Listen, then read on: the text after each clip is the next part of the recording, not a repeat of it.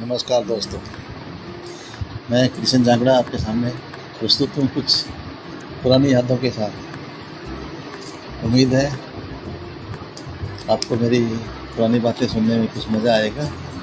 और ये बातें हैं 1960 के बाद की।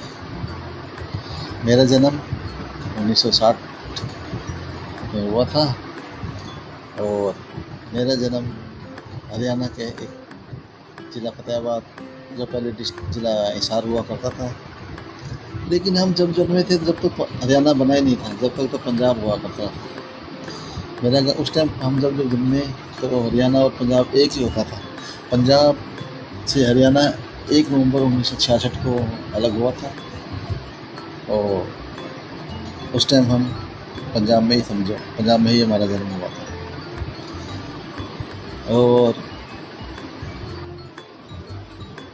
ज़्यादा इतनी इनकम का साधन नहीं था उस टाइम कुछ भी, लेकिन हमारे घर में कुछ ठीक था क्योंकि पिताजी मेरे फौज में थे, तो कुछ वहाँ से उस टाइम आ जाता था, घर का खर्चा चल जाता था। परिवार में मेंबर काफ़ी थे हम, फिर भी लेकिन घर का खर्चा सही चल जाता था। घर में भैंसें रखी हुई थी, गायें रखी हुई थी, उनका दूध चलता था, दूध मिल जाता था घर में। खेती बाड़ी आराम से इतनी महंगी नहीं थी, हो जाती थी, खेत में से मिल जाता था, राशन गाँव से आ जाता था, मिल जाता था, फिर लेते थे। कोई बात जैसे तैसे गुरुद्वारा चल रहा था और हमें देश की उन गतिविधियों के बारे में इतना कुछ खबर नहीं होती कि गांव में उस टाइम कोई टीवी का साधन नहीं था, कोई रेडियो था, किसी के पास रेडियो था। रेडियो सुनने के लिए जाएं या स्कूल में जाएं, कुछ टाइम नहीं होता था हमारे पास।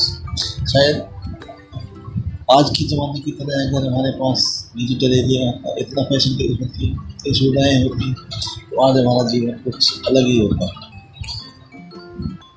लेकिन मैं कुछ बातें आपको ऐसी बताऊंगा जो यानी कि जो बच्चे 2000 के बाद पैदा हुए हैं हमको शायद ही गाँव में पता नहीं है। बचपन में हम वहीं जब स्कूल में जाते थे तो सिर्फ एक छोटा सा 10 पैसे का कायदा आता था, उसमें क्या है ए आ और गिनती और 20 तक के पहाड़े होते थे। हम वही कायदा पढ़ के ही हम 6ठी क्लास तक चले गए। जब हम 3री क्लास में हुए तो एक तख्ती मिली हमारे को, लकड़ी की तख्ती अलाउड होती थी। तख्ती पे मुल्तानी मिट्टी आती थी, एक सेंस लाते थे, खरीद के उसको गिल्ली किया और मिट्टी को गिल्ली करके उस पर साबुन की तरह से लगा के उसको सफ़ेद कर लेते थे। और एक रोज़ नई स्याही की पुड़िया आती थी, उसी को पानी में घोल कर स्याही बनाते थे काली, और उसी से हम कलम, लकड़ी की कलम, सरकंडे आते थे, सरकंडे की कलम से हम उसको छील के उसको बना के वहीं से लिखते थे। हाँ, यही था हमारा पढ़ाई का काम। और 6ठी कक्षा के बाद ही ABCD की किताब होती थी एक छोटी सी, इसी में ABCD पढ़ते थे। पक्षियों के नाम पढ़ लो, पशुओं के नाम पढ़ लो, जो आजकल यानी कि उनके लिए बच्चों को पढ़ाया जाता है, वो हमारे 6th क्लास में लगती थी। तो पता ही होगा आप जब 6ठी क्लास में इंग्लिश पढ़ेंगे तो कितनी हमारी इंग्लिश तेज रही होगी। जैसे तैसे हमने मैट्रिक की 1974 में हमने 8वीं पास की। उस टाइम 8वीं का बोर्ड का पेपर हुआ करता था, आजकल तो शायद 8वीं का बोर्ड तोड़ दिया है। उस टाइम 8वीं का बोर्ड का पेपर हुआ करता था, तो हम गाँव से दूसरे गाँव में जाके बोर्ड के पीछे देने जाते थे 8वीं की। तो हमारे 76 हमने मैट्रिक की। तो बस उस टाइम करने के बाद में अभी ये नहीं पता होता था भाई आगे जाके हमें करना क्या है, किससे पूछें, किसी को पता ही नहीं था, पढ़ा लिखा कोई था नहीं गाँव में। बस एक ही सपना था, चलो यार फौज में चले जाएंगे। गेम खेलते थे, कबड्डी खेल लेते थे, दौड़ लेते थे, भाग लेते थे, खाते पीते थे, और इस प्रकार हम फौज में चले गए। और मैं अभी आपको बताऊंगा खेल। गांव में उस टाइम खेल क्या होते थे, यही खेल होते थे, कबड्डी खेल लिए, तोड़ दिए। डायला होता था, आदड़ा होता था, गुल्ली डंडा होता था, और रतन तलाई, चौड़ाई, पता नहीं क्या क्या गांव के नाम होते थे उस टाइम, वही खेलते थे। और चारी, वही ऐसी चारी बनाते थे, और कौडी होती थी, वो कौडी से खेलते थे। या कई गांव में बुजुर्ग चौपड़ खेलते थे। चौपड़ हमारे को समझ में नहीं आती थी, बस ये गेम खेल होते थे। और खाना, खाने के बारे में, मिठाई का तो आप नाम ना मतलब, मिठाई तो देखने को नहीं मिलती थी वहाँ उस टाइम, थी नहीं कोई मिठाई। मिठाई के नाम में सिर्फ गुजरी जो चीनी की बनती थी, या गुड़ मिलता था खाने को ताज़ा, या फिर बतासे होते थे खाने को बनते थे, यही मिठाई होती थी। और घर में तो बाजरे की रोटी, कड्डी, दही, लस्सी, मिर्च, यही चीज़ें चलती थी। बाजरे की रोटी, एक घी लगाओ, चूरमा चूर लो, वो खा लो। ताकत वाला होता था लेकिन बहुत अच्छा होता था। और गेहूँ की रोटी तो कभी जब मेहमान आते थे घर पे तभी बनाई जाती थी। जब मेहमान आ जाते थे तो देखते थे आज यार गेहूँ की रोटी बन रही है, आते गेहूँ की रोटी खाएंगे, मांगते थे। उस रोटी से हमारा उस टाइम तो पेट भी नहीं भरता था, बस ऐसे ही चलता था। मांग ली, 2 रोटी खा ली, एक ही रोटी खाई, या कुछ दिन नहीं भरता था। जैसे तैसे करके हमने, मैं 1979 1979 में फौज में भर्ती हुआ। उस टाइम उम्र बहुत ही कम थी, 19 साल उम्र रही थी मेरी। तो फौज में चले गए। फौज में जाने के बाद घर से कट हो गए। आगे वैसे भी पहले भी घर की काफ़ी जिम्मेदारियाँ थी, अभी और जिम्मेदारियाँ बढ़ गई थी, तो क्या करें, गेम में खेल नहीं पाए, हमारा लाइफ ऐसे चलता रहा। ज़िंदगी में डिसिप्लिन तो हमारे घर में पहले ही से था। जैसे मैंने आपको बताया पिताजी फौज में थे, तो हम काफ़ी डिसिप्लिन में ही रहते थे घर में। और इसके बीच घर की जिम्मेदारियाँ बढ़ गई, आमदनी कम होती थी उस टाइम घर में, घर कच्चे होते थे। हम देखते थे हमारी मदर बाहर से मिट्टी, गोबर ला के उनको गारा सा बना के घर को लिपाई किया करते थे। हमने सोचा चलो यार, अभी हम पढ़ लिख के हैं, थोड़ा फौज में लग गए हैं, तो अब घर कुछ पक्के पक्के बनाए जाएँ, ताकि माँ को मदर को भी अपनी कुछ सुविधा मिल जाए। एक अच्छे घर लिपाई लिपाई से तो छुटकारा रहे। ऐसे तैसे जिम्मेदारियाँ बढ़ती गई, खर्चा बढ़ता गया। उस टाइम हम जब फौज में लगे थे तो हमारी तनख्वाह तो बहुत कम होती थी, 200 रुपये, 175 रुपये बेसिक होती थी, ज़्यादा 200 रुपये हमको 200-300 रुपये मिलते थे।